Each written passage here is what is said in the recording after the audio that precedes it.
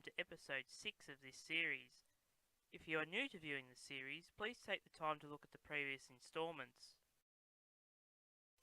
For episode 6, we are taking a look at a book very much written for those who want to know the ins and outs of a particular locomotive class.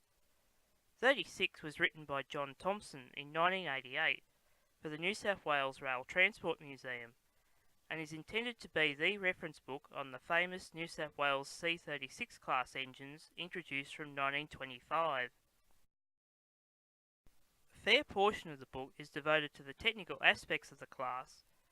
It begins with history of development that began with the C32 or P class, which morphed into the C35 or NN class, and finally finished with the C36, which was initially known as the NN2 class.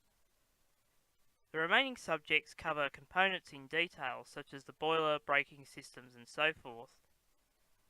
As the class received new Belpaire firebox boilers later in their life to replace the round-top version, this process is also documented. A small write-up on the unique Giesel exhaust fitted to now preserved member 3616 provides a bit of interest on what was an experimental trial for the New South Wales Government Railways. Further chapters cover operations from 1925 till 1965, and the demise of the class are also included, plus a section on the rebirth of class member 3642 in 1981 for use on New South Wales Rail Transport Museum tours. As rail fans would know, this engine remains the sole operating member of the class in 2016, despite almost a decade out of use due to boiler condition between 1996 and 2008. Anyway, back to the book. The dust jacket features a well-depicted painting of 3602 and 3617 on the 1927 Royal Train, painted by the late Phil Belbin. Both these engines, plus two other members of the class, received special royal blue paint finish for the visit of the Duke and Duchess of York.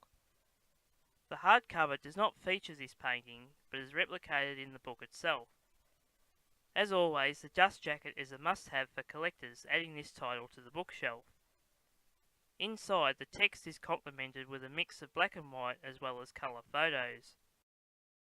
Copies of 36 can be hard to come by, as only one known print run was done, unlike the later book by John Thompson covering the 38 class. I recommend combing through dealers of second-hand rail books to try and locate a copy. They do appear on the internet at times on sites like eBay, but they generally fetch a high price. It all comes down to how much you're willing to part with. Well, that wraps up episode 6 in the series. I hope you enjoyed it. Please leave a comment in the section below if it was to your liking. As always, you can leave a comment on a book you would like to see covered, and if I can, I will review it down the line. Thank you very much for watching.